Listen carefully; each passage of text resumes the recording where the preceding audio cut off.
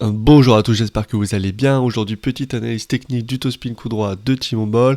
On va commencer par l'analyser de manière très générale, les points qui sont communs aux autres joueurs et après ses particularités à lui. Je vous mets la vidéo au début sans interruption et après on y revient en détail, image par image.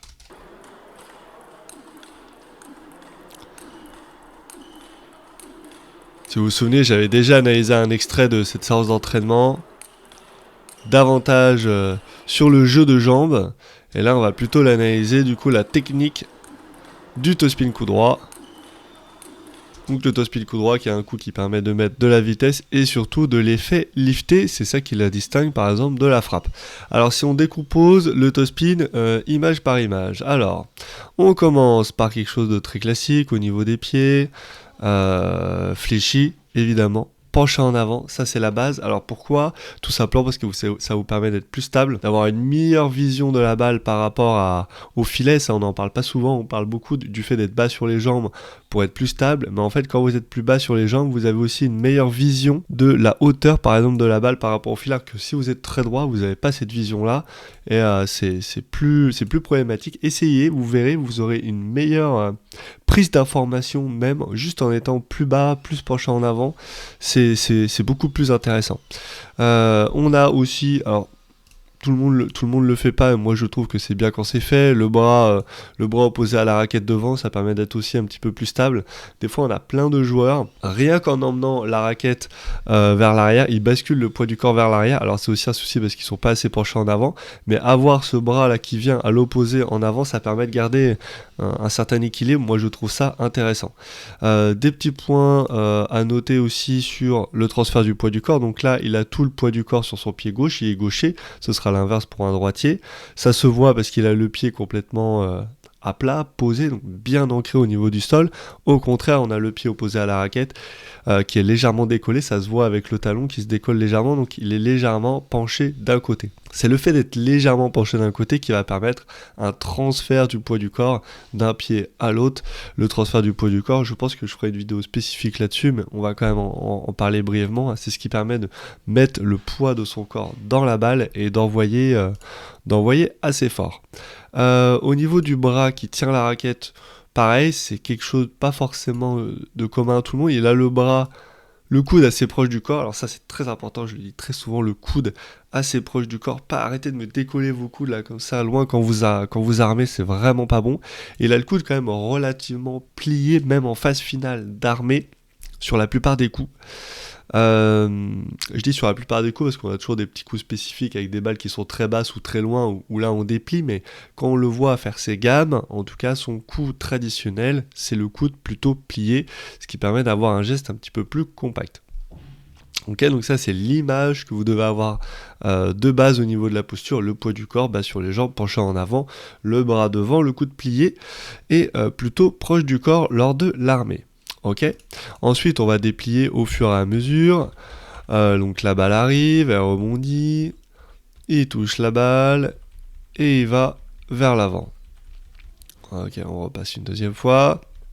Donc là, on voit, deuxième balle, l'armée très similaire, d'accord. Et il va vers la balle encore une fois. Ok, maintenant plutôt analyse sur la rotation du buste.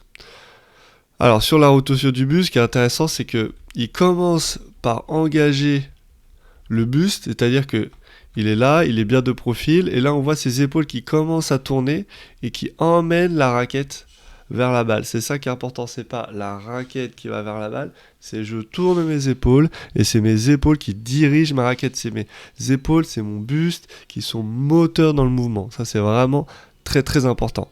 Autre chose qui est vraiment très très important pour toe spinner, c'est-à-dire il faut mettre de la courbe dans la balle. D'ailleurs on le voit très bien là, vous voyez quand la balle elle part de sa raquette, elle part quand même avec une certaine courbe, elle ne part pas en faisant une ligne droite vers le filet, elle part en faisant une petite courbe, en montant et puis après en redescendant progressivement.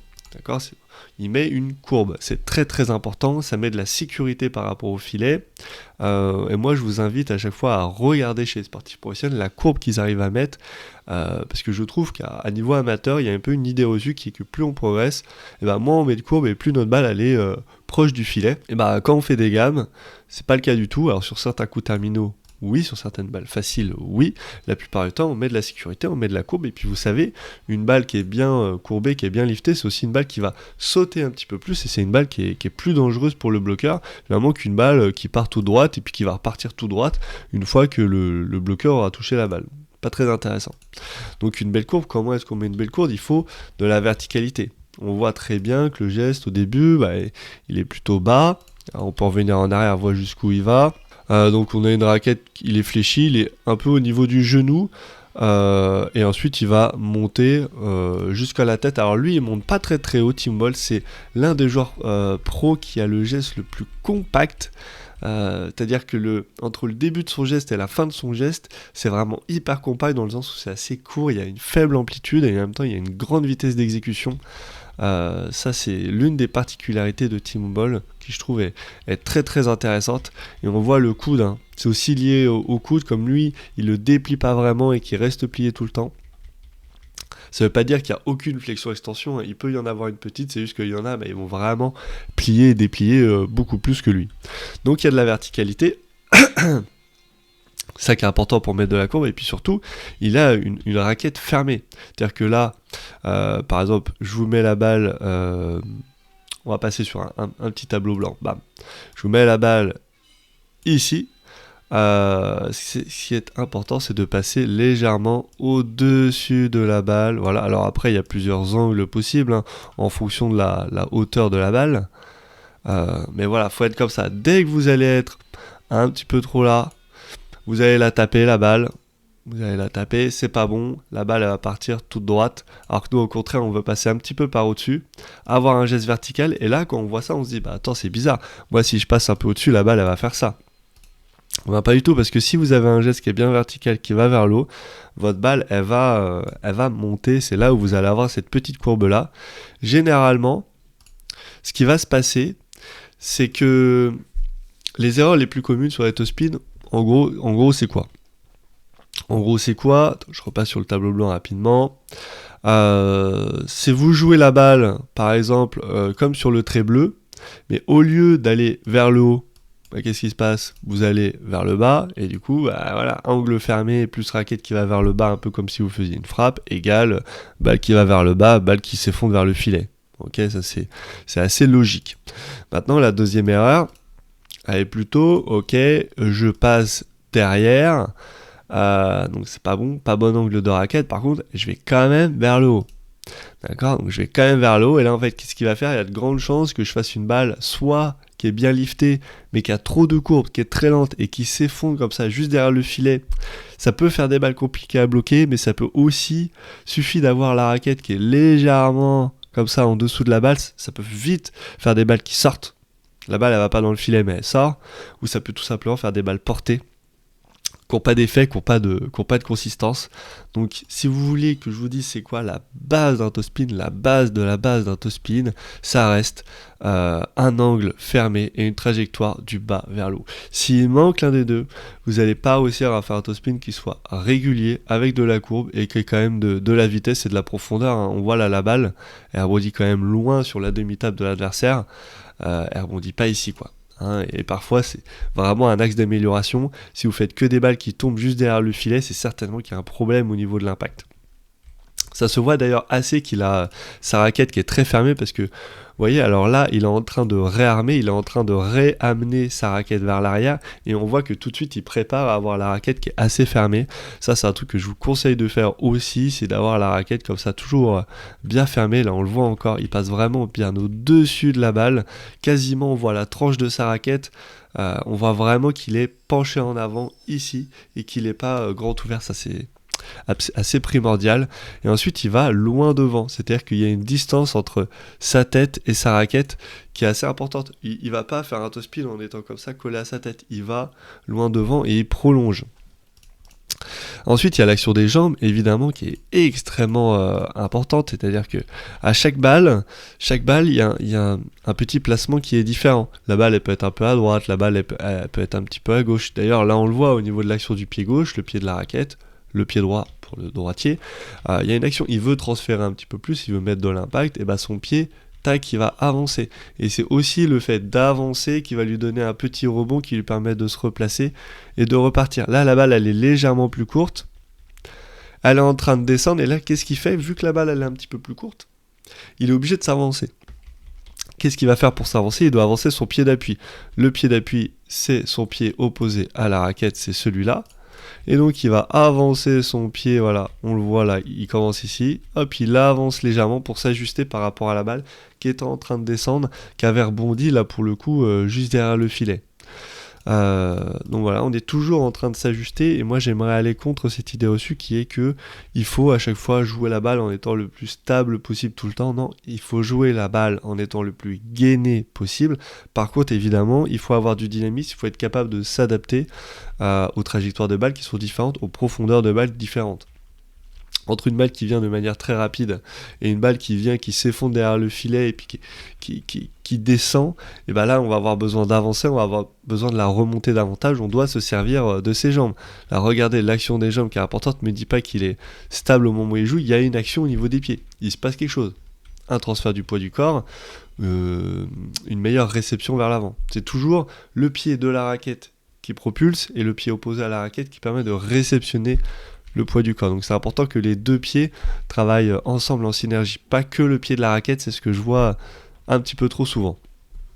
Alors on va se l'en mettre une dernière fois, plus au ralenti.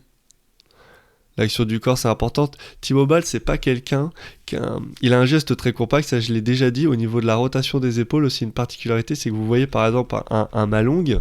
Un Malong, il va compléter beaucoup plus sa rotation du buste. C'est-à-dire que là, en gros, il finit sa rotation du buste, les épaules plutôt face à la table. Alors qu'avec un Malong, l'épaule du côté de la raquette va finir beaucoup plus devant et il va prolonger davantage son geste. Il y aura un impact beaucoup plus important. Et T-Mobile, il a un geste intéressant parce qu'il est plus compact, il met l'accent vraiment beaucoup sur la rotation. Une autre particularité de T-Mobile qui lui permet d'imprimer beaucoup d'effets, c'est que quand vous êtes son partenaire ou son adversaire, il touche la balle en coup droit avec le côté noir, et on va voir le côté noir de sa raquette tout le long du geste. C'est-à-dire que même en fin de geste, on voit complètement son côté noir. Et je vais vous montrer d'autres techniques, d'autres joueurs professionnels sur le topspin coup droit, où ça va pas du tout se passer comme ça. Ça va pas du tout se passer avec un coude qui est à cette hauteur-là, avec un angle comme ça, et la raquette complètement visible du début à la fin. Souvent, on va finir avec la raquette, souvent chez beaucoup de joueurs, un petit peu plus là, alors que si, avec cet angle de caméra-là, on verrait beaucoup plus la tranche de la raquette du joueur, alors que lui, on voit vraiment la raquette. Il est pas comme ça, il est comme ça, avec le coude un petit peu plus haut. Donc il y a vraiment des différences ici au niveau de l'angle, que vous pouvez aussi reprendre à votre compte. C'est-à-dire qu'il ne faut pas essayer de standardiser trop la technique. Il y a évidemment des invariants, des choses qui sont très importantes, et puis des variations ici d'angle de raquette, d'amplitude, qui sont intéressantes à noter, parce que ça veut dire que moi, je peux faire un topspin qui est peut-être 20-30% différent des autres, tant que j'ai ce truc commun qui est très important, qui est que je suis bas sur les jambes, je suis bien gainé, je suis dynamique, j'ai un geste compact, j'utilise mon corps, il y a un transfert. Voilà, c'est tout ça qui est important à noter. Ce 70-30, il est pour moi à la fois intéressant, c'est ce qui fait la beauté du ping, et puis à la fois c'est ça qui va aussi vous permettre tactiquement de faire des choses peut-être que d'autres n'arrivent pas à faire. Sur ce, c'est tout pour cette vidéo. N'hésitez pas à me dire ce que vous en avez pensé, s'il y a d'autres coups que vous aimeriez que j'analyse de joueurs qui ont des techniques un peu plus atypiques.